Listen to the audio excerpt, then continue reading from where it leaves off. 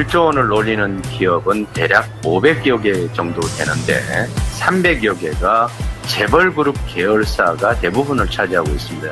중소기업의 경우에 매출 1조 원을 올린다는 것은 거의 신화를 이루는 것이나 다름없다 이렇게 볼 수 있습니다.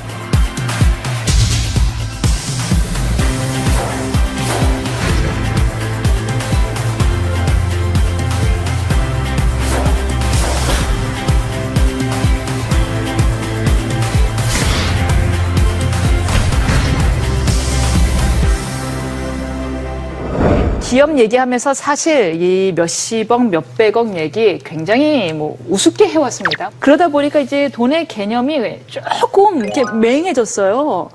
1조 원이 얼마나 큰 돈인가 사실 감이 잘 안 잡히는데요. 우리 이제 뇌물로 사과 상자 뭐 이렇게 채로 10,000원짜리 넣어가지고 이렇게 준 적도 있잖아요. 박스택이요, 예. 그 10,000원짜리 채워줬을 때 꽉 채우면은 1억 원 들어가거든요.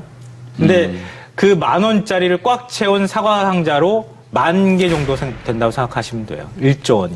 그러니까 저희가 지금 이 1조 얘기를 꺼낸 이유는 뭐냐 하면요. 매출 1조를 달성한 회사들의 이야기를 오늘 좀 해보려고 하는데 워낙에 그동안 우리가 매출이 여기는 몇십억, 몇백억, 그리고 누구는 재산이 몇 조 이러다 보니까 조금 조에 대한 개념이 불분명해진 것 같아요. 네, 그래서 맞아요. 이제 조라는 예. 개념이 얼마나 큰 개념인지를 한번 여쭤보고요. 그 뒤에 제가 그 말씀을 드리려고 했던 건데 네. 우리 보통 이제 주식시장에서 1조 클럽 이렇게 표현하기도 하고 그러잖아요.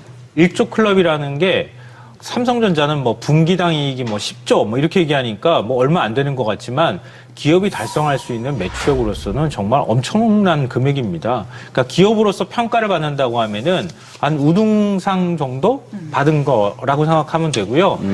그 기업이 속한 분야에 기업으로서 시장 지배적 사업자가 됐다. 그러니까 시장을 주도할 수 있는 정도의 위치에 올라섰다. 이런 개념으로 생각하시면 될 것 같아요. 그러니까 우리나라 기업 중에 매출 1조 원을 달성할 수 있는 기업은 한 2%에서 3%에 불과합니다. 내신 1등급이네요. 사실은 그게 매출 1조다. 네. 굉장히 크죠. 글로벌 기업의 경우에는 이제 영업이익 베이스입니다. 조 단위도. 하지만 이제 우리가 얘기하려고 하는 이제 재계 최우등생 매출 1조 이거는 정확하게 내수 소비재 기업들인 거예요. 그 안에서 1조라고 하는 건 엄청난 의미가 있죠. 특히나 우리처럼 인구가 5천만 정도 살짝 넘는 정도의 이런 시장 내수 규모 안에서 특정 기업이 매출 1조 원을 넘었다. 네. 우등생? 맞죠. 맞습니다. 네. 네. 그러니까 지금 신 기자가 자주 쓰는 말, 그러니까 중우장대. 중우장대. 예, 네. 그런 기업들은 1조 클럽 올라가기가 상대적으로 맞아요. 네. 쉽다고 표현하면 좀 그렇지만 덩어리가 덩치가 자체가 있지만 크죠. 하여튼 덩치가 크니까 맨날 중우장대 하지만 우리가 경박단소 그게 이제 일반적인 제조업을 맞아요. 의미하거든요. 그러니까 국내에 그런 기업들이 매출 1조를 달성하는 것은 굉장히 어려운 일입니다. 화장품 분야에서 약진하고 있는 기업이 있는데요. 화장품 ODM 전문 기업인 코스맥스 그룹이라고 있는데 여기가 이제 매출 1조 원을 돌파했습니다. 그러니까 세계 1위 화장품 기업인 로레알의 파트너사로 저력을 지금 발휘하고 있는데요.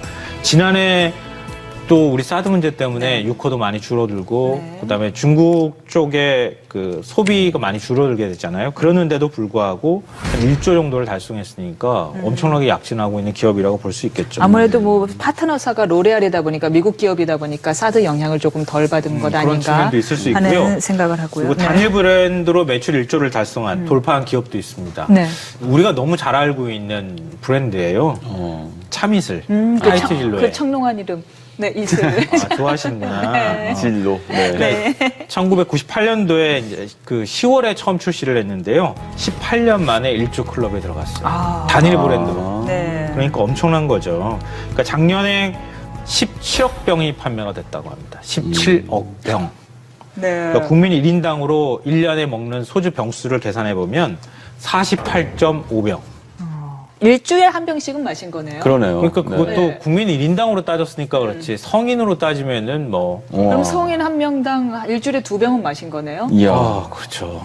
평균에 기여하셨어요. 저는 많은 기여 못한 것 같은데요. 죄송합니다. 저는 뭐 대충 평균은 기여한 것 같아요. 네, 평균이 기여하셨군요. 네, 네, 시름이 많으셨군요. 근데 이 브랜드는 아니었어요. 네. 근데 요즘 시국이 또 어수선하잖아요. 네. 이럴 때 또 사람들과 같이 만나서 소주잔 기울이게 되는데 네. 뭐 그런 것도 영향을 미치지 않나 뭐 이런 생각 들어요. 사실 하이트 진로가 5년 만에 희망퇴직을 실시할 정도로 약간 재정적으로는 조금 힘든 상황인데요. 그래도 참이슬 덕에 어느 정도 좀 버티지 않았을까 싶습니다. 어려운 경제 상황에서도요, 이렇게 자신들만의 경쟁력을 앞세워 매출 1조의 목표를 달성한 기업들이 적지 않은데요. 그 뒤에는 과연 어떤 노력들이 있었을까요? 최근 초고속 성장을 거듭해서 매출 1조 원 달성의 고지를 바로 눈앞에 둔 기업들을 통해서 그 답을 찾아보도록 하겠습니다. 매출 1조 기업의 성장 동력, 다음 인물을 통해서 함께 알아보시죠.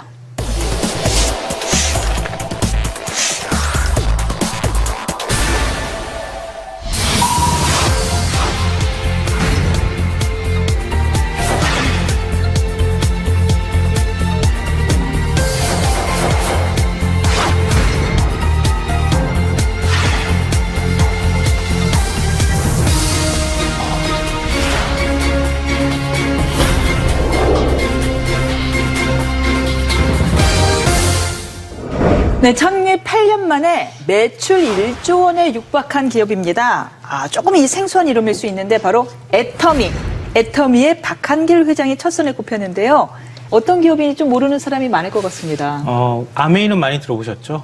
그렇죠. 국내 1위 다단계 업체.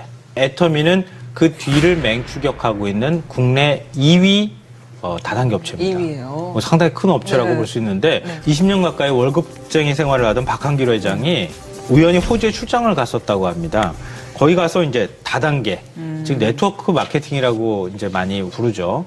그 마케팅에 대해서 접하게 되고 알게 되면서 이제 관심을 가졌다고 하고요. 한국원자력연구원 여기에서 건강식품을 개발하게 되는데 이걸 전담해서 판매하는 유통회사를 만들게 된 게 바로 애텀이라고 하는 회사예요. 그래서 이 원자력연구원에서 시작을 해서 원자를 뜻하는 아톰에다가 아름다울 미자. 그래서 그걸 붙여가지고 애텀이라고 하는 이제 특이한 형태의 어떤 이름을 줬어요. 네, 애터미가요. 그 처음에 이제 말씀하신 것처럼 건강기능식품을 유통시키는 유통대행업으로 출발했는데 다이어트 보조제, 건강기능식품, 화장품 이런 게 대부분 이제 다단계 회사들이 하는 제품군이잖아요. 거기 외에 심지어는 이제 김치, 고등어, 멸치, 만두, 국물용 다시마 팩 뭐 이런 것들까지 같이 판매해서 다양한 제품군이 있답니다. 그러다 보니까 2009년 8월에 이제 처음으로 다단계 판매업으로 등록했을 때 그때 매출이 250억 원 매출이었는데 그 다음에 1년 만에 847억 원. 굉장히 빨리 성장하고 있죠. 2014년에 5천억 원. 1조 원 가까이 지금 와 있는 거죠. 네. 오, 대단하네요.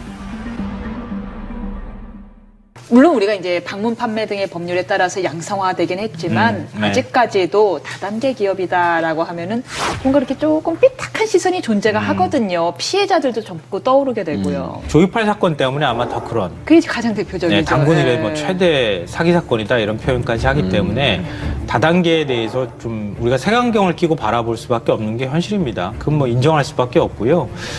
그런 이제 조이팔 사건을 계기로 해서 영화도 만들어졌잖아요. 이병헌 씨가 출연한 영화 마스터라고 하는.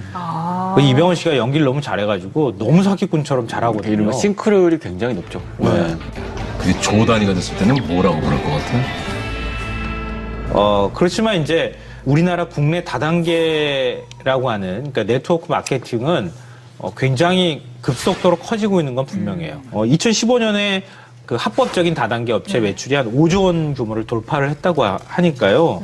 국민 한 6명에서 7명 중에 1명은 다단계 판매업에 종사하고 있다. 이렇게 해도 과언이 아니에요. 국가 경제의 한 축을 담당하고 있기는 한 거네요. 네, 보면. 그렇죠. 네. 불법 다단계하고 사실은 분리해서 우리가 좀 생각을 할 필요가 있어요. 네. 그러니까 오히려 합법적인 다단계 업체가 불법 다단계로 인해서 너무 인식이 나빠지면서 피해를 보고 있다고 해도 과언이 아니죠. 보통은 유통 과정이 복잡하죠. 제조하면 도매상 거쳐서 소매상 거친 다음 소비자까지 오고 유통 과정에서 유통 마진이 붙고 그래서 최종 소비자한테는 제조사보다는 이제 마진율이 뭐 많게는 50% 80%까지 붙게 되죠. 그 과정이 유통에서 나타나게 되는데 그 대신에 이제 네트워크 마케팅은 제조사가 직접 소비자한테 물건을 판매하도록 이제 유도하는 거죠.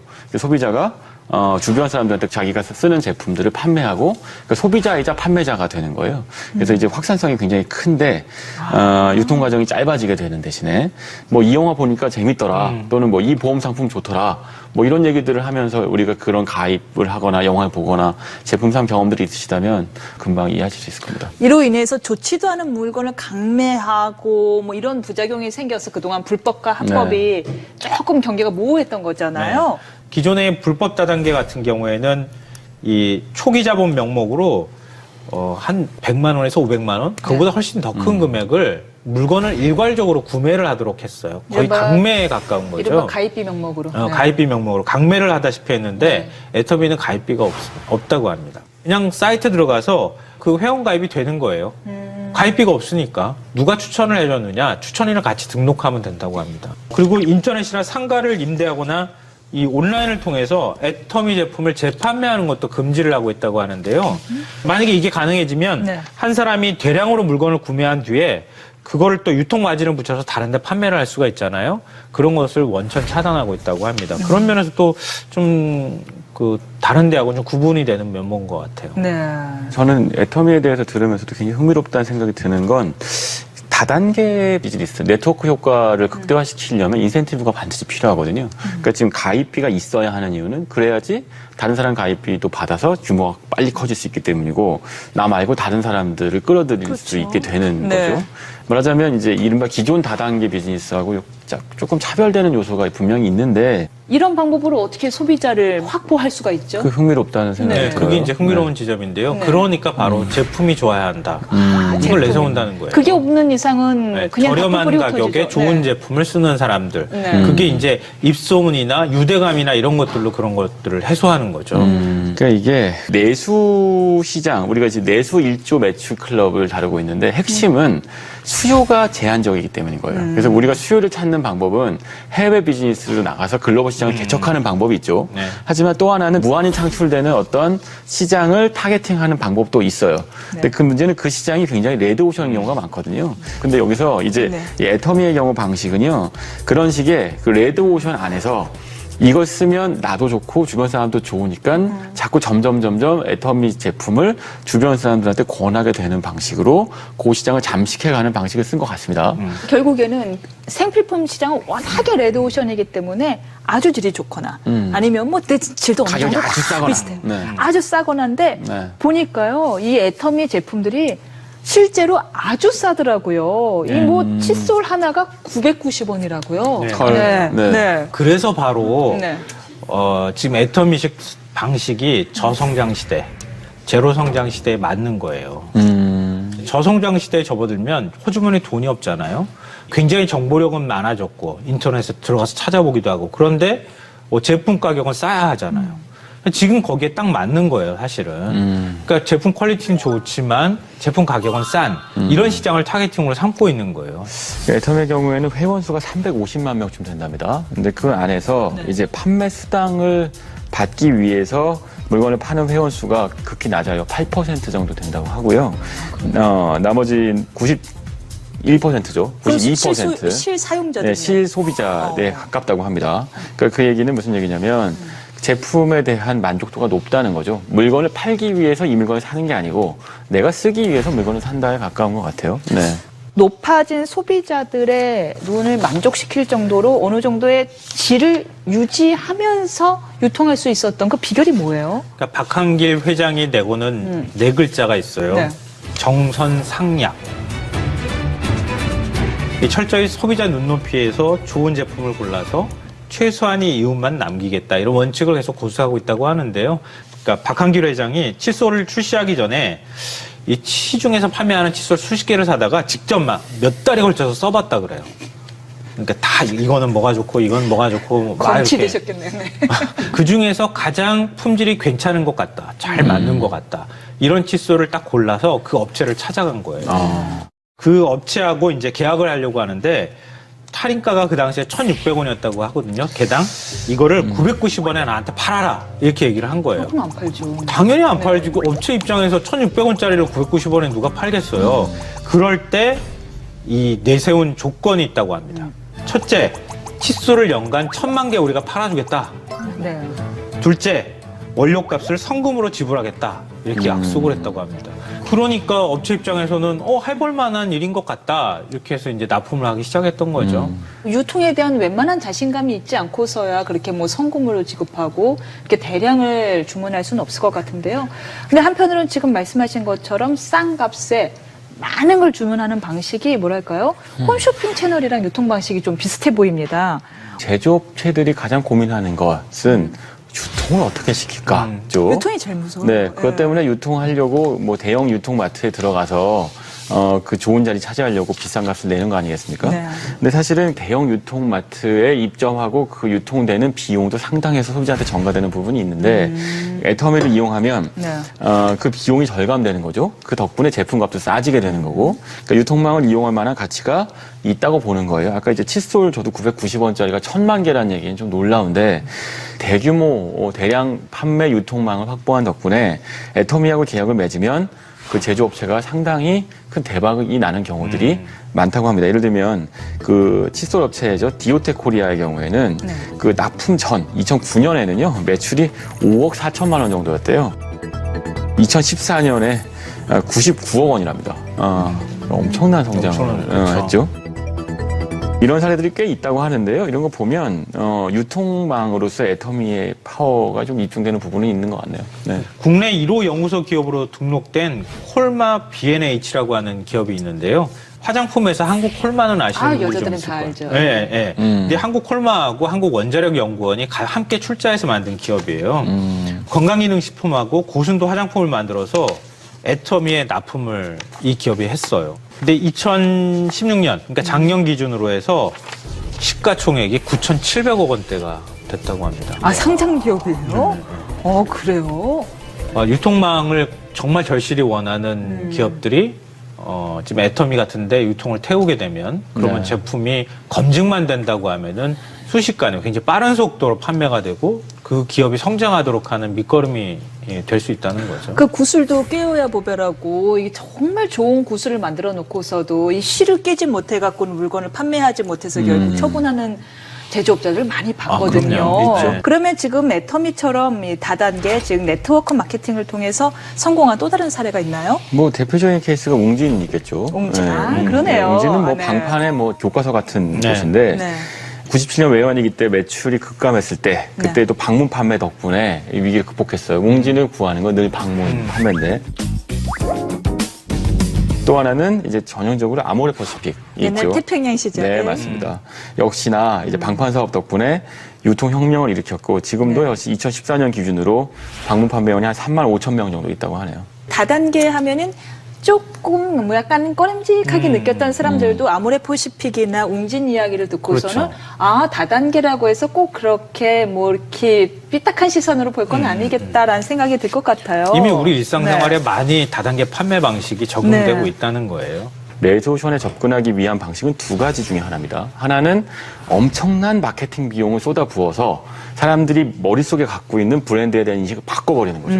이른바 이제 그 공중전이죠. 융단 폭격을 해서 시장 판도 바꾸는 방법이 있고 아니면 이렇게 다단계, 이건 제가 느낀 게릴라전 같은데 무슨 얘기냐면 그 시장 틈새로 들어가서 사람 면대면으로 이거 내가 써봤더니 너무 좋더라 라고 이야기해서 하나씩 바꿔나가는 방식인 거예요. 진짜 게릴라전이네요. 애터미의 경우에 사실은 후자, 게릴라전을 벌이는 기업이고 그거에서 성공한 사례인 것 같네요. 물론 요즘은요 온라인 판매, 온라인 방판, SNS 방판 이런 식으로 면대면의 페이스투페이스 접속이 없는 형태의 방판도 늘어나고 있죠. 온라인 시대가 온 바람에 오히려 다단계 유통이 좀 더 양성화되는 데 도움이 되지 않았을까 싶습니다. 지금은 질이 담보가 되지 않는 이상 말만으로는 더 이상 소비가 퍼지지가 않으니까요. 온라인으로 다 뒤져보니까. 네. 그러니까 오히려 다단계 업체들이 실력으로 승부할 수밖에 없는 이런 시대가 오고 또 양성화에 일조한 게 아닌가 싶습니다.